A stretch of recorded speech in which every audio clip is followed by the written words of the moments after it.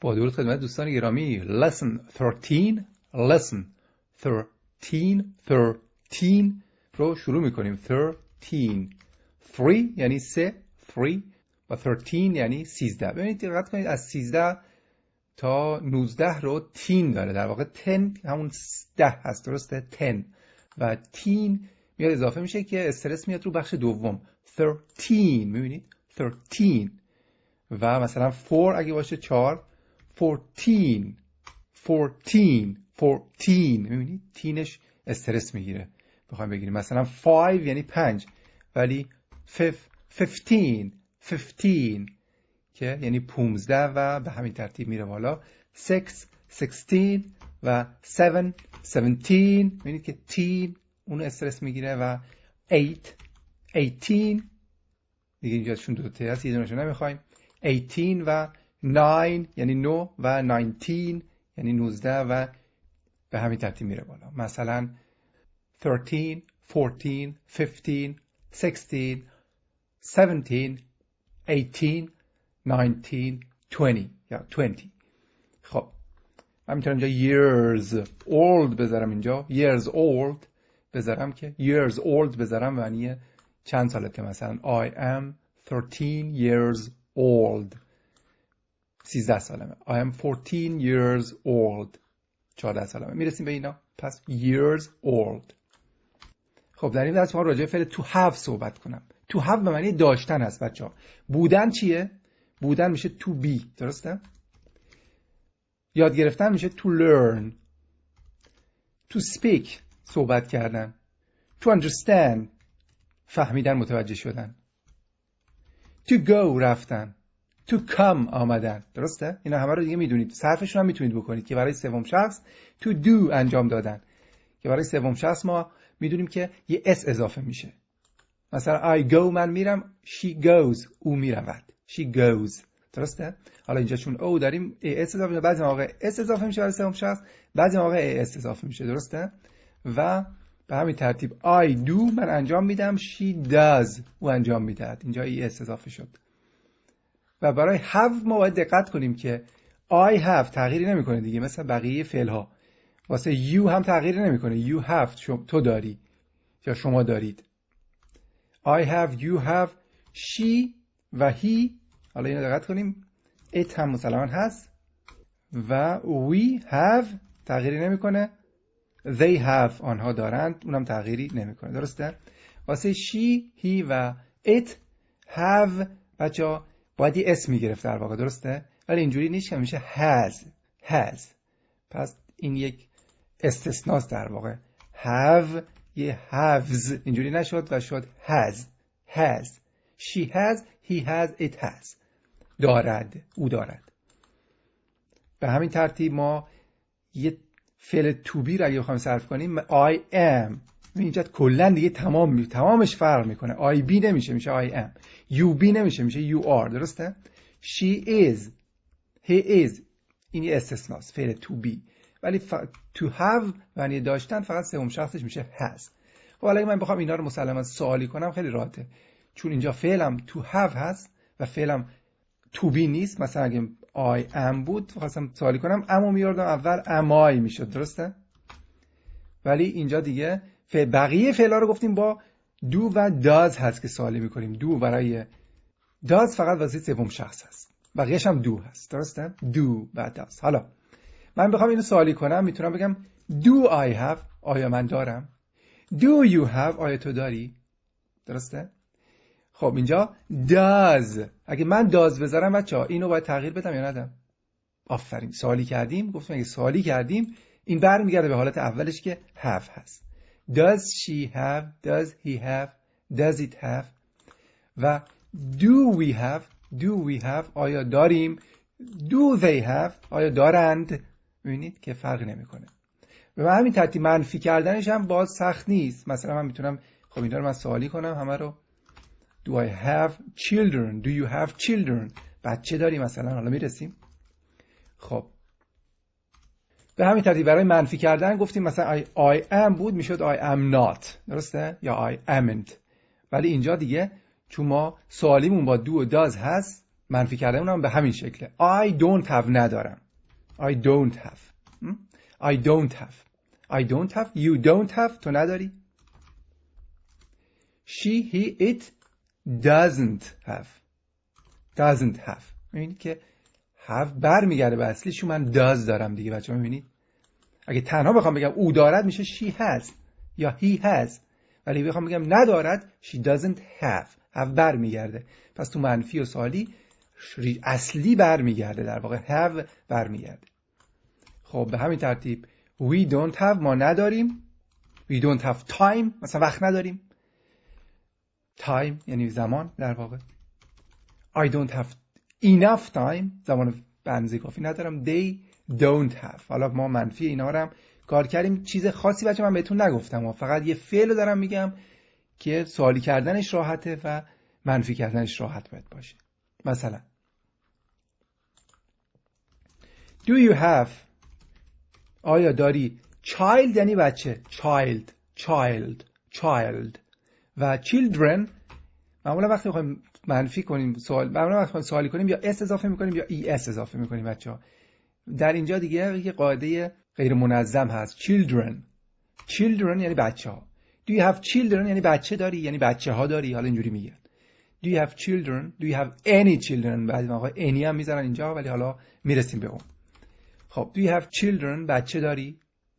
نه ندارم. میخوام پاسخ کوتاه بدم. بگم چی؟ No I don't.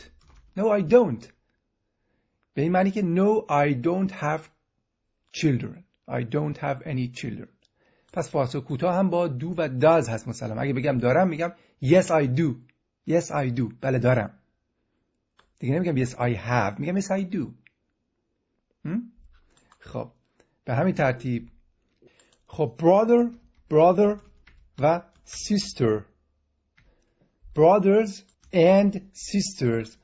do you have حالا بگیم او دارد.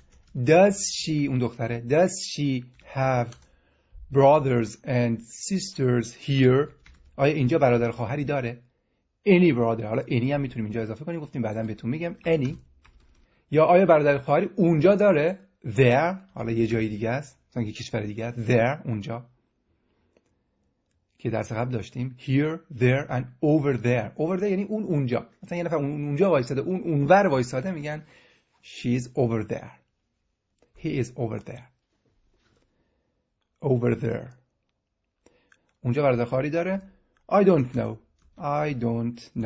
نمیدونم. I don't know. یا no idea ایده ای ندارم، نمیدونم. keine Ahnung je ne sais pas.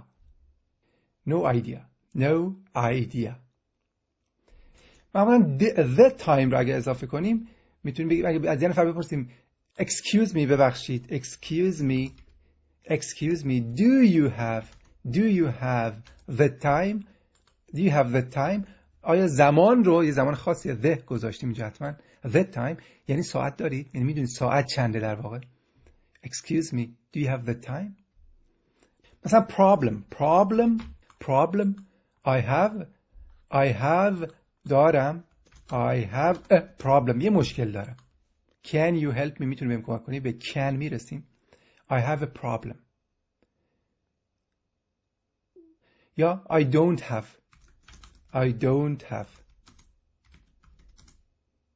a problem یه مشکل ندارم، میتونم بگم. یا I don't have any problem مشکلی ندارم. any معمولا تو جملات سوالی میاد و تو جملات منفی. حالا میرسیم به این. مثلا میتونم بگم I don't have problems مشکلاتی ندارم. any problem I don't have a problem. حالا a problem اگه بخوایم بگیم یک مشکل ندارم، ممکن بگم 10 تا دارم. خب به هر حال I don't میخوام بگم I have a problem can you help me. یا مثلا مشکلی داری do you have آنها مشکلی دارن do they have problems مشکلاتی دارن. do they have problems here مشکلاتی دارن اینجا. no they don't نه ندارن. خب فعل to have رو الان میتونید صرف کنید و استفاده کنید برای مثلا مثلا I have $200 US dollars، مثلا دلار آمریکا دارم. I have dollars. خب حالا I have a car، مثلا I have a car، یه ماشین دارم. Do you have a car؟ آیا یه ماشین داری؟ Do you have any car؟ آیا هیچ ماشینی داری؟ هیچ ماشینی داری؟ Do you have a car؟ No I don't. نه ندارم. No I don't. یا میتونم بگم No I don't have a car یا any car. خب حالا توی انگلیسی آمریکایی بچه‌ها به جای have از have got هم استفاده میشه. از have got استفاده میشه. مثلا بخوام بگم I have 2 children، 2 تا بچه دارم، میتونم بگم I have got 2 children. مثلا واسه she باشه she has got، یعنی یه got اینجا میارن اضافه میکنن. ولی من دوست ندارم شما الان فعلا از این استفاده کنید چون یکم مشکل میکنه کارو و نیازم نیست واقعا. اگر یه چیزی مالکیت داشته باشید میتونید از have got به جای have استفاده کنید و سوالی کردن و منفی کردنش هم فرق میکنه. از do و does دیگه استفاده نمیشه در این حالت، چون have اینجا خیلی کمکی میشه. مثلا اگه من بخوام اینو منفی کنم، مثل که مثلا بگم I am رو بخوام منفی کنم، I am میشه I am not، در واقع این مثل این عمل میکنه. have مثل این عمل میکنه، میشه I have not got، که اینو میتونم بگم haven't که اینجوریش کنم. پس منفی کردنش دیگه با do و does نیست، have got با همه. I haven't got 2 children، 2 تا بچه ندارم. I don't have 2 children، 2 تا بچه ندارم. I don't have راحت تره به نظر من. پس have got شنیدید یه جایی بدونید توی انگلیسی آمریکایی بیشتر به کار میره و روزمره، و بعضی مواقع حتی have هم حذف میکنن. مثلا بخوام بگن I have a child، یه بچه دارم، درسته؟ خب اگه بخوام توی انگلیسی آمریکایی I have got میتونیم بگیم I have got a child، یا بعضی مواقع این have هم حذف میکنن I got a child. I got a child اینجا ممکنه بشنوید در واقع این معنی have got a child یا I have a child هست. اگر شنیدید بدونید قانونشو، ولی من استفاده نمی کنم، از have استفاده می کنم همیشه، ولی بشنوم مسلما میتونم بفهم. مثلا I have a problem، I have a big problem، یه مشکل بزرگ، a big problem، یک مشکل بزرگ دارم. I have a big problem، I have a big problem. خب I have got a big problem، می‌بینید میتونم I have got استفاده کنم. یا she has، حالا بگیم she has a big problem، میتونیم بگیم she has got a big problem. she got a big problem ممکن اینجوری بگیم she got a big problem. she got پس she has استفاده کنیم. و اگر من بخوام اینو منفی کنم she hasn't got، مثلا میشه she has not نداره she hasn't. خلاصه میکنم این او رو خلاصه کردم اینجا در واقع she hasn't got a big problem، یه مشکل بزرگ نداره. خب ولی بخوام با do does بگم she doesn't have got اصلا از بین میره she doesn't have. پس اگر got بود do و does استفاده نمیشه برای سوالی و منفی. مثلا اگه من بخوام همینو منفی کنم سوالی کنم she has got رو سوالی کنم has میاد اول مثل I am I میشه، درسته؟ has she got میشه has she got a big problem، آیا یه مشکل بزرگ داره. خب گفتم استفاده نکنید بچه ها، ولی اگه دیدید بدونید قاعدهش چی هست. در واقع انگلیسی آمریکایی بیشتر اینجوری هست. گذشته بسازیم، مثلا توی آلمانی میگیم ich habe gesprochen، صحبت کردم، یا j'ai parlé به فرانسوی j'ai parlé.